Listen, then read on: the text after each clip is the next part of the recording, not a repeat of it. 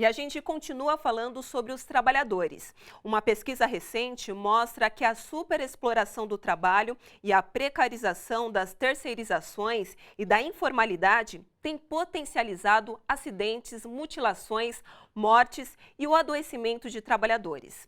E para falar sobre essa pesquisa, que se transformou recentemente em livro, a gente recebe aqui no estúdio a socióloga e professora Lucy Prau.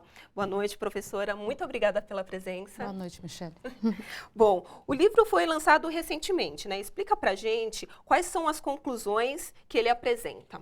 O livro ele é resultado da pesquisa de doutorado. Eu terminei o doutorado faz 2 anos e aí, agora, só esse ano, virou livro. É uma pesquisa sobre o processo de reestruturação produtiva, ou seja, os processos de reorganização do trabalho e da produção, que nós vivenciamos já fazem algumas décadas, e como isso vem resultando, é quase como se um balanço desse processo, em um intenso índice, indicador de adoecimento pelo trabalho, né? Acidentes do trabalho e doenças, né? A gente tem 3 tipos de ocorrências que podem ser caracterizadas como acidente de trabalho. Acidente de trajeto, acidente típico, que é aquele acidente em que o trabalhador tem uma mutilação, corta um dedo, quebra uma perna dentro do local do trabalho, e as doenças. As doenças, no geral, são bastante invisíveis, né? A pesquisa foi feita com trabalhadores de uma transnacional em São José dos Campos, Exatamente, de uma indústria automobilística, a GM, ela dialoga com documentos emitidos pela própria empresa e pelo sindicato, que são as comunicações de acidente de trabalho. É claro que vai ficar muito nítido isso quando você analisa. Eu analisei mais de 1.500 comunicações de acidente de trabalho durante 2 anos.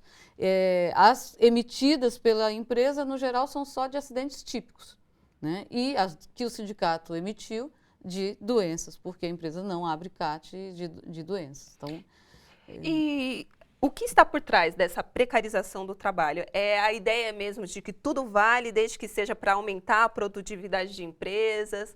Como você avalia? Eu acho que é bem interessante discutir isso, porque um dos mecanismos para a precarização do trabalho é a eliminação de qualquer possibilidade de descanso no processo produtivo. E, obviamente, está falando do corpo das pessoas. Esse corpo não aguenta isso. Então, um ritmo de produção alucinante. A gente está citando uma empresa do ramo automobilístico, mas a gente sabe que todas elas, os trabalhadores de todas elas vivenciam esse problema. E fora desse setor também. A gente está vivendo numa sociedade dos adoecimentos do trabalho, né, em que esses adoecimentos, a princípio físicos, Ler, Dort, em grande quantidade, ligados à intensidade, produtividade e ritmo de produção, também vão se desdobrar em transtornos mentais, depressão, ansiedade, síndrome do pânico, né? O que eu me deparei não só em São José dos Campos, mas em São Caetano também, foram com trabalhadores muito doentes, né, em tratamento, e o adoecimento mental também fruto do não reconhecimento da condição de adoecidos, né? Então, ao esse trabalhador ficar sendo jogado para lá e para cá e não ter apoio nenhum, ou seja, não conseguir que o médico caracterize o processo de adoecimento dele, não conseguir provar o nexo daquilo com o trabalho, volta para o trabalho, chega no trabalho, é cobrado para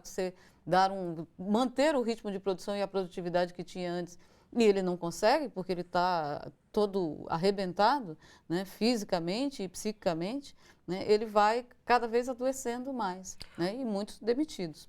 Professora, e nesse contexto político, a senhora avalia que o país vive, a senhora avalia que as condições de trabalho, elas podem piorar diante dessa pesquisa, o que o país está vivendo? Nossa, o processo vem de degradação do trabalho, como o próprio título do livro vai falar, ele tende a se intensificar, né? A gente vivenciou há pouco tempo a aprovação da lei de terceirização, que várias pesquisas, inclusive do DIEESE, já deixaram muito claro que os trabalhadores terceirizados tendem a estar mais expostos a acidentes de trabalho, a condições precárias de trabalho, né? Então, Isso aí só nega quem não quer ver, né? Propositalmente não quer ver. Então temos aí todo um processo de uma tendência de se terceirizar tudo e um projeto que está na Câmara, tem mais de um, mas cito um, onde o acordado passa a valer sobre o legislado. Você imagine numa situação de alto desemprego, o que pode virar isso, né?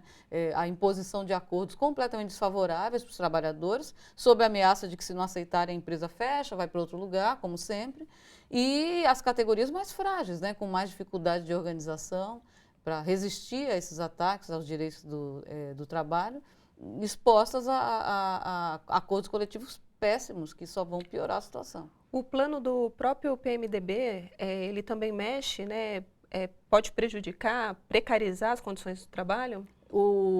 Há uma agenda a ser votada no Congresso, né, e a tendência é que ela se acelere, né, que discute várias questões de reforma trabalhista. Uma delas é um projeto que ainda está nas comissões lá, que é um projeto que tenta desconsiderar o repouso de 15 minutos para o café, o tempo que o trabalhador leva para se vestir, por exemplo, para trabalhar, para o seu uniforme, como tempo de trabalho.